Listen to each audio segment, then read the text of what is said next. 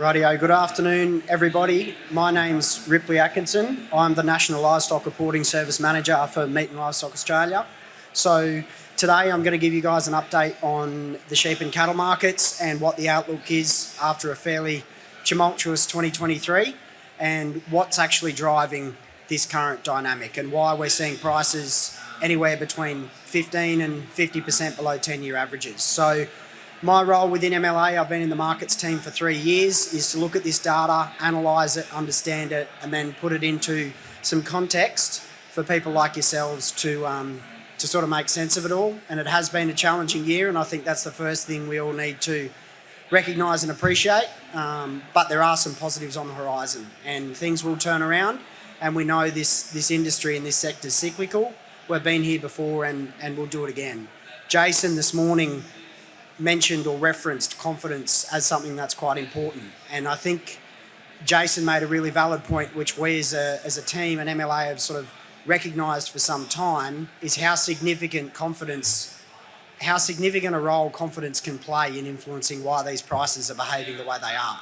And when you take confidence out of a market, particularly the producers, you remove a buyer, essentially. And that's, in simple macroeconomics terms, is reducing demand. And when supply is high and you combine those factors, that's a clear indication of why you're seeing, or a clear indication and factor onto why we're seeing prices behave they are.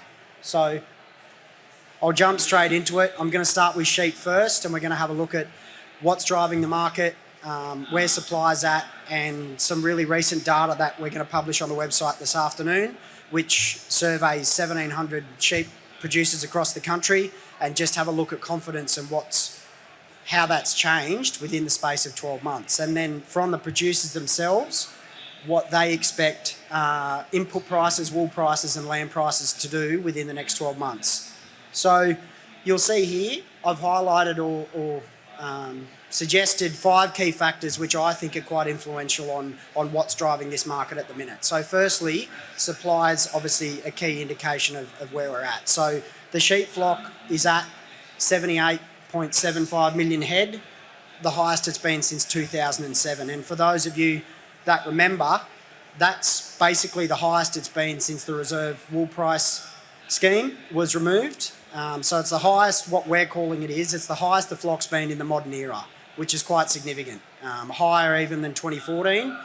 And the breeding ewe numbers across the country in April were at their highest level since 2007 as well. And lamb numbers this October will be the highest they've been since 2005. So already supply is a key indication or key factor here as to how significant this flock rebuild's been, since 2020. The flock's grown from 64 million or a 100-year low to a 15-year high within the space of 3 years. It's lifted by about 23 or 24 million head. 14 or 15 million head from 64 to 79. Second thing, we all are aware of it, and I'll touch on how much lower prices are than 10-year averages in a moment, but this market's fallen further and faster than anyone expected. I think if we all tried to tell ourselves we knew where it'd be at this moment right now, considering we've actually had a pretty good month and it's picked up, no one could have suggested that prices could get to where they are at the minute. The next thing, which is really quite a big factor as well, is in the face of some sort of intense media scrutiny on El Nino weather conditions that generally haven't really eventuated, producers began offloading stock which probably shouldn't have been sold, simply because they weren't finished already. They didn't have adequate fat cover in their lambs. They weren't at a presentable weight or quality to go to market. And that mixed quality in the face of high supply is giving buyers the choice and the opportunity to determine and dictate what they pick out of those sales. And because of that, that's reducing demand across the general market. Last 2 points are more further down the supply chain. We'll have record lamb production this year. We'll have record lamb slaughter this year, and mutton production and mutton slaughter. Mutton slaughter, for example, will lift by over 2.5 million head within the space of 12 months. So production volumes are very, very strong at the minute, and they will be this year and they will be next year. And then when we take a step further than that, point 5, talking about the export markets and domestic consumption, Domestic consumption for lamb is the strongest it's been since 2016 at the minute, at an aggregated level, not per capita, but at an aggregated level. So domestic consumption's really good. The past 4 weeks the 4 weeks just gone compared to the past 4 weeks last year, our lamb consumption through retail markets has increased 10%. So the price has come down 13% for those corresponding 4 weeks 12 months ago, and that's directly translating into increased consumer or consumption of lamb. In the export markets, because we're producing a record amount of lamb, we're also exporting record volumes. And basically every month this year, lamb exports have cracked records consecutively. So mutton exports as well, not records, but performing very strongly. That's just a brief snapshot of where we're at the minute. As I mentioned, breeding ewes the highest since 2007. Flock the highest since 2007 as well. Prices, as I mentioned, down anywhere between 40 and 70% on last year.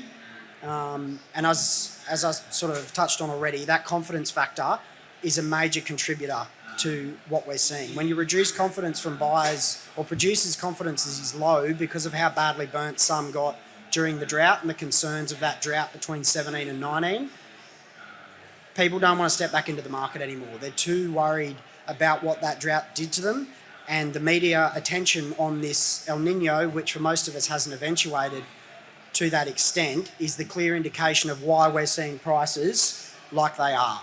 So the market's lower than where it was in 2019, when we all know the seasonal conditions across the board were significantly worse than where we're at the minute in terms of season. And that's the way I'm describing to people. That's the way you can describe the difference in price. So prices are lower than what they were in 2019, but our seasonal conditions are not as bad. So the difference can be explained by that confidence factor that's been drawn away from the market or out of the market, which is taking the producer away from buying. And when you take a producer away from buying, that reduces that demand and that competition between buyers, your processors, your store lamb fatteners, things like that. When you take that out, it naturally places downward pressure on price. And that's why we're seeing the market where it's at the minute. This was that survey I was talking about. We're going to release it this afternoon, hopefully. It's done, or it's surveyed, it's captured over 1,700 sheep producers across the country in every state bar the territory. This slide, on the left you've got wool sentiment, on the right you've got sheep sentiment. The way it's measured is, it's a simple question, how do you feel about the industry over the next 12 months? Very positive, positive, neutral, negative, very negative. And you divide or you subtract the positive from the negative to get you that figure. This time last year for sheep meat or sheep and lamb producers, we were positive 67. So we were right up there, 33 points off 100. It goes between positive 100 and negative 100. This survey, which went out in October, we've fallen 109 percentage points in the space of 12 months, which gives you an indication of how substantial, particularly in the sheep meat space that I'm focusing on at the minute, how substantial the reduction in confidence has been in a simple metric like that. And the next one I wanted to touch on is we asked the producer how they feel about the next 12 months. Input prices, wool prices, sheep meat prices. You'll see it's a mix across the board. So there's still that understanding and belief from producers that input prices are going to continue to increase. But there's a mixed view when you look at the sheep meat prices, for example, of what that looks like. The wool producers are less optimistic, but you can see the sheep and lamb producers, they have a bit more positivity in the sense that they're expecting prices to improve, which I think is a good thing to highlight. And this is not MLA suggesting prices are going to rise. This is coming from the horse's mouth in the sense that the producers believe things are going to get better, which I think is a good thing to keep an eye on. And I'd encourage any of you that do have the time when we put this survey report online to go and have a good read at it, because it's giving you data and insights from the producers themselves. It's not MLA suggesting what's going to happen or how they're feeling. It's directly from the producer. And I wanted to make point of this confidence slide or screenshot, whatever you'd like to call it, because of how significant that reduction has been and what that's doing to why we're seeing prices behave the way they are. So that fall in confidence really can't be understated as to how significant it sucked demand out of the market from the producer end, and what that in turn has done to pressure prices. I'll jump in now to what our forecasts are. This data set, these forecasts were released in July this year, and we'll have a fresh update in February where we'll run a webinar for an hour that'll cover all this content. So keep an eye out for that through the MLA channels. But as I mentioned, the sheep flocked to its highest level in 15 years.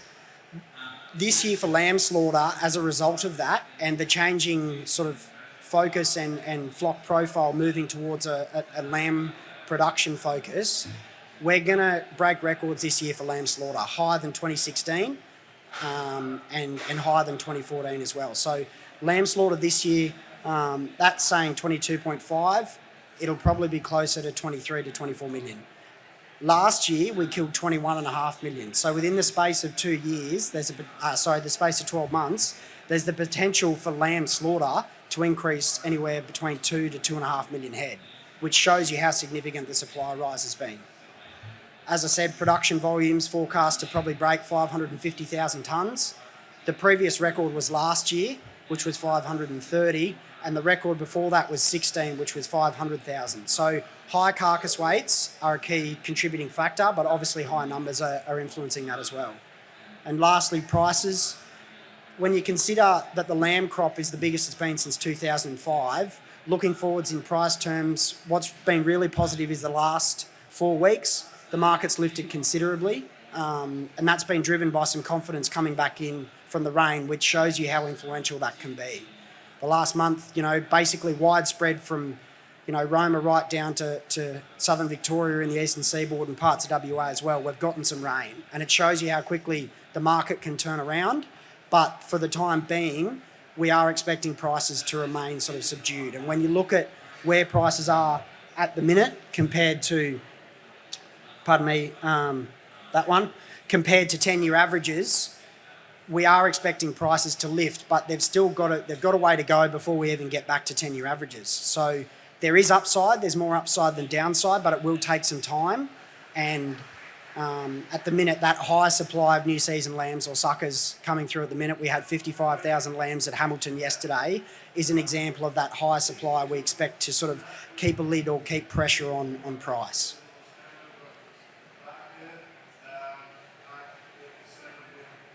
This is the July forecast for lamb slaughter, and you'll see it's sort of gradually improving. This was what we put out in July, but volumes have continued to exceed what we expected they could. So in the last week of October, we killed 479,000 lambs. That was the highest since December 2016. In early November, Victoria killed nearly 250,000 lambs. That was the highest figure on record. So processors are coping with these numbers, but we do expect supply to continue. And that chart out to 2025 is an indication of what we expect supply to do moving forwards. Because of the number of breeding ewes is still very high historically, even though it's coming down, we're going to continue to produce more lambs. And with the investment producers have made in genetics, we're producing more lambs naturally from that increase in the genetic sort of performance of our breeding ewe flock, which has been quite significant. So I just wanted to touch on that and give you an indication of what we expect to happen certainly next year and then moving forwards as well. And we'll have an update on these figures in February next year. Sheep slaughter is a little bit the same. So that's our outlook for sheep slaughter. We forecast 7.8 million. We're at 7 million already. Sheep slaughter's 20% or 2 million head higher year to date than what it was in official statistics than year-to-date volumes last year. So we've already killed an extra 2 million, and the quarterly average for quarter 4 sheep slaughter sits around a touch over 2 million. So on that basis, you would assume we're going to process over 9 million sheep, mutton and wethers this year. And last year we were only at, 6.6. So again, a 2 to 2.5 million head increase in mutton slaughter in the space of 12 months. You couple that with a 2 to 2.5 million head increase in lamb slaughter. If that doesn't tell you processors are coping with high supply, I don't know what does. So it's a clear indication processors are managing. Those numbers I spoke about, our weekly figures, highest on record for Victoria, highest since December 2016. Processors are getting through these volumes and coping with that supply. I'll jump into cattle now. It's a very similar story. So when you look at those 5 points, they're much the same as what I had for sheep. Supply, the herd's the highest it's been since 2014 at 28.7 million. And much like sheep, none of us could have sat here 12 months ago and said restocker heifers are going to get to $1.20 in mid-October. No one could have picked that. We knew prices were going to come back, but much like my point number 3, I want to reiterate how important that confidence factor or aspect is to why we're seeing this market soften. And it actually ties in quite nicely to point 5, whereby the herd's actually a lot bigger than what people realise, and there's more numbers on farm. Producers don't need to jump into the market anymore and buy those young heifers to build breeding numbers. Because they've got those numbers available, because they've got those numbers available on farm, there's no necessity to jump into the market and compete on stock. And when you take that demand away from the producer level, which drove the market between 2020 and the end of last year, that lower demand is a contributing factor to why we're seeing prices get to where they were. But I think it's fair to say when you look at what rain's done, the restocker steer and heifer indicators have lifted 80 cents in a month. So we've all got some rain across the board. As I mentioned, right up in Queensland through to Victoria and across in WA, you see restocker prices lift nearly $1 within 4 weeks. It shows you how quickly confidence can turn around. But to get to where we are, confidence hasn't been there, which is why prices are now like that.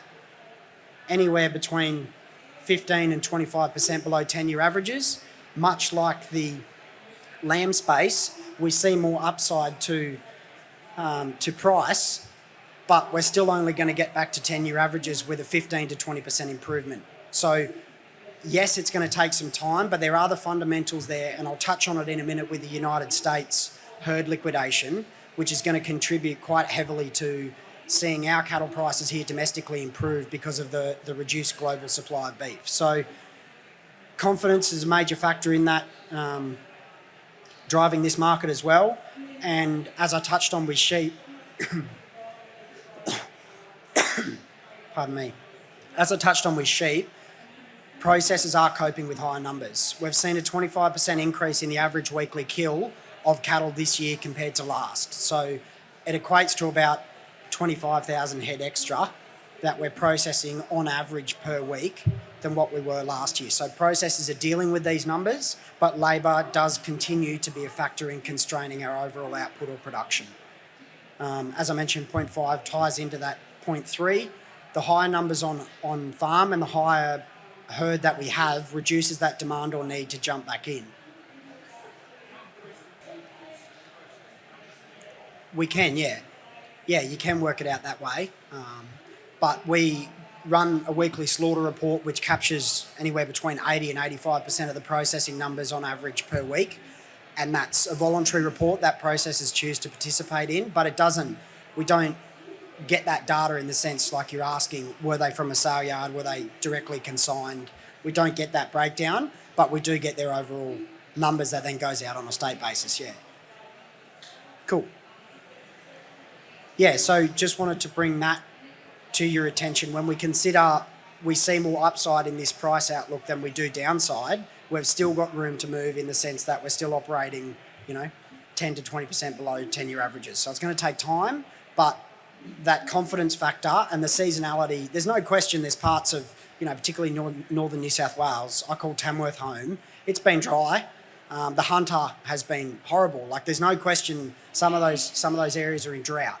But again, much like sheep, on a widespread generalised nature, we're nowhere near in as bad situation or drought conditions as we were in 2019. And the reason why prices are lower, even though supply is lower now than what it was in 2019, is that confidence factor. Confidence has been drawn away from the producer because they were so badly burnt or so fearful of what 2017 to 19 sort of did. And that reduction in confidence, when you take the producer out of it, it leaves the feedlots and the processors. And as supply continues to lift, that reduced competition in the market for similar animals that could go to a feedlot or a producer. When you take the producer out, naturally prices are going to be softer. This is just going to touch briefly on our forecast as well. These were released in June, and we'll have another update with a full year out to 2026 forecast come in late January with an hour-long webinar as well. As I mentioned, herd the highest in a decade, and more importantly, we're expecting a 17% lift, or about a 1.1 million head increase in total cattle slaughter this year compared to last, a touch under 7 million, which is obviously quite a significant improvement. You've also got to look back and realise that 2021 and 2022 were consecutively the lowest slaughter rates of cattle in the country in 37 and 38 years respectively. So the lowest volumes since the mid-80s. So those 2 years were obviously very much reduced because producers were wanting to keep stock while seasonal conditions were good and it continued to rain, but we're seeing numbers improve at the minute. That 7 million head figure we've got forecast looks to be pretty close, if not a touch under, if we have a strong finish to the year. But that 7 million head will still be 650,000 head below the 10-year average. So 7 million this year, the 10-year average is 7.65. So even though, yes, we're seeing an improvement, we've still got a way to go before we get back to even long-term averages. But it is an improvement and processors are coping.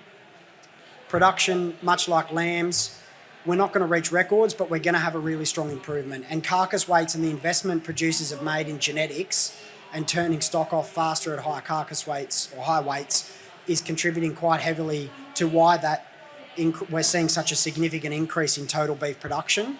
Yes, slaughter is going to rise by about 1 million head, but you can't understate how critical carcass weights are. We're feeding more cattle, which is contributing as well. Yes, we'll go and kill more grass-fed stock this year. In the Q3 September data, 70% of the cattle we processed were grass-fed. Only 30% were grain-fed. That's, on a quarterly basis, the highest percentage of grass-fed production since 2015, which is when the herd was also at this size, which gives you an indication of how significant that grass-fed aspect is and the higher numbers coming through the system.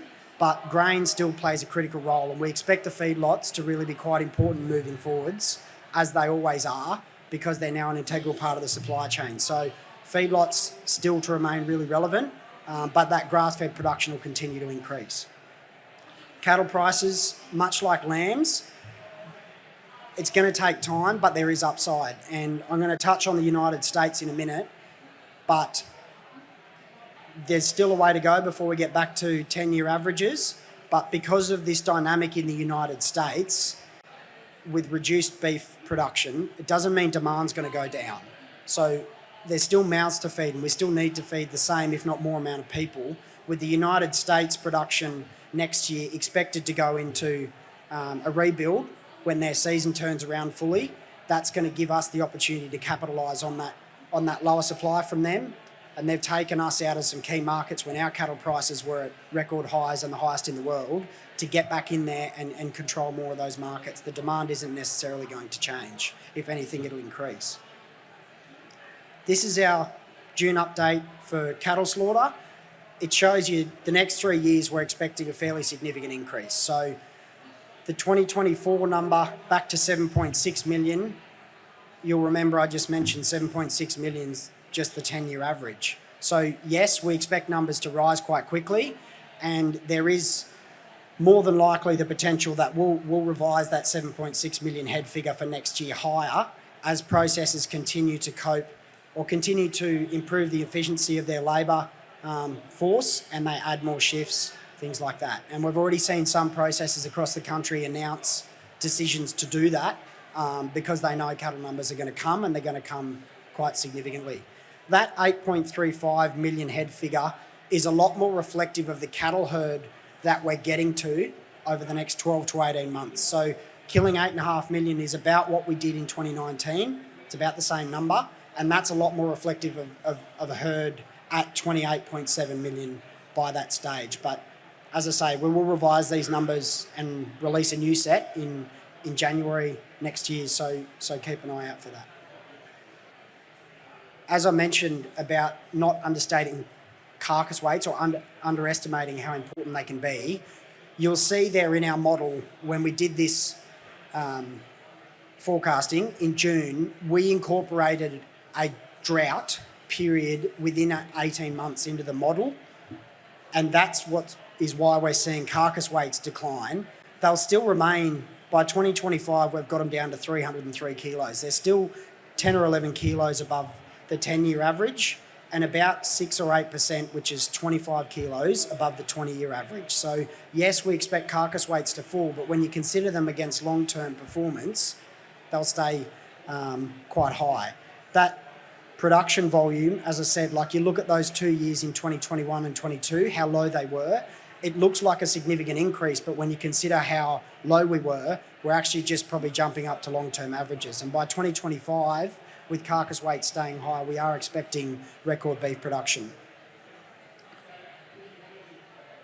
Just quickly, as I mentioned, slaughter volumes 28% or 25,000 head higher for cattle on average this year to last, which shows you processors are coping. And the ABS data, we're higher by 20% to Q3, or nearly 800,000 head more or extra cattle we've killed this year compared to last as well. Production volumes mirroring it, up by about 300,000 tonnes, which is fairly substantial in the space of 12 months. As I mentioned about the US, the chart on the left shows you how many females they're killing as a percentage of the total over the last,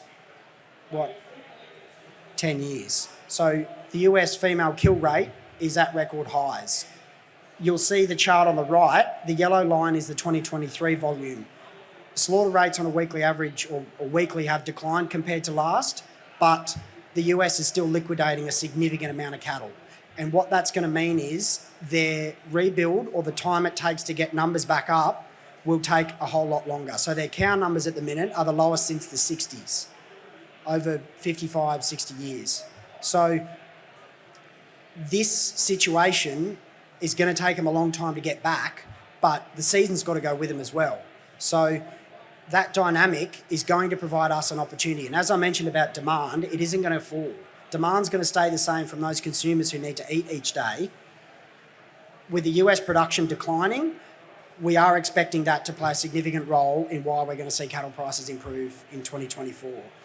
We thought it might happen this year. It hasn't. They've just continued to kill a really large number of stock. The expectation is, we can't predict the weather, but, sort of by mid next year, we'd expect a turnaround. The US has done exactly what Australia did in 2020. We still killed 7.2 or 3 million head of cattle.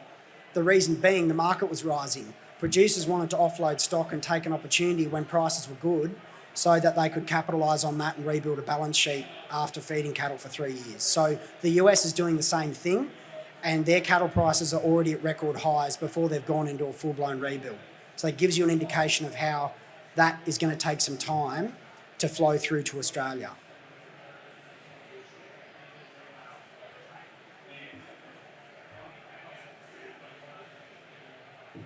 Yeah, so the question was, how does the female kill rate compare to ours? Generally, they kill a lower number. So their rate in that bolded orange line, it's getting to about 54% on an annual average. It might be less, it might be 53. But ours was 59% in Q4 2019. So ours was significantly higher. But for the US getting to 53%, that's astronomically high. Like, it's the highest it's ever been for them. So it's a lot. And as I mentioned, their cow herd is 28 or 29 million. It's the lowest it's been since the 60s. So it's going to take them a long time to rebuild those numbers. Finally, the goat update just quickly as well. Their rebuild's been stronger than probably sheep and cattle combined. Because of that gestation length and the ability to turn animals off so much faster, their supply increase has been fairly substantial too. So our weekly goat or weekly slaughter volumes, which is voluntary, it's not a compulsory figure, it's up by nearly 60% or nearly 700,000 head year to date compared to last. Our Q3 goat processing numbers are 80% or 320,000 head higher than the quarterly 5-year average. So it shows you how many goats we're processing at the minute as well, and it's another indication, that processors are coping with these higher numbers. Exports, much like cattle, much like sheep, they're very, very strong at the minute, and we're actually seeing a real improvement in China and other countries outside of the United States, Taiwan, South Korea, etc. Finally, on the goat prices, they are much like the cattle and sheep markets, down, 60% or nearly $3 a kilo.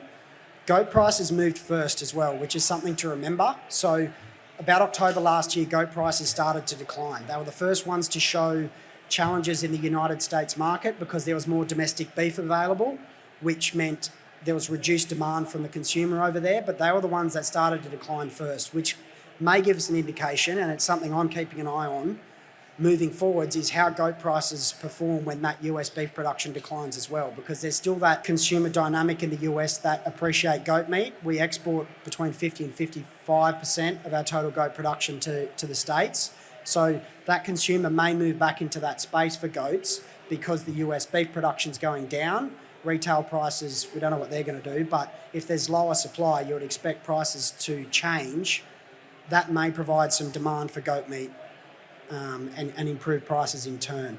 That was the statistic I was talking about, 80% or 320,000 head higher for Q3 this year compared to the 5-year average. So we processed 700,000 head of goats. That was the highest it's been since early 2017. Export performance, as I just mentioned, it'll be the best year since 17, and mainland China, for example, because the price has allowed those Chinese price-sensitive buyers or importers to step back into the market. We'll see record goat exports to China, despite the fact that we essentially exported zero last year. We're basically moving into record territory within 10 months. It'll beat the 2013 calendar year within 10 months. So it shows you China's a key aspect there, and I know there's always questions about the US, but our exports this year have been quite strong to go to other places too. So we are getting a bit of diversity, and we are showing that we can export product to other countries, and there is the demand there for goats. I just want to finish with 3 key takeaways to sum up this dynamic across sheep, cattle and goats. So as I mentioned, and I think it's quite clear, supply is going to stay high. We're expecting volumes to remain high. Supply of finished and young cattle, finished lambs, mutton, it's all going to remain high. We're at decade and 15-year highs for the sheep and cattle herd and flock, so we expect that to remain that way. Confidence is king.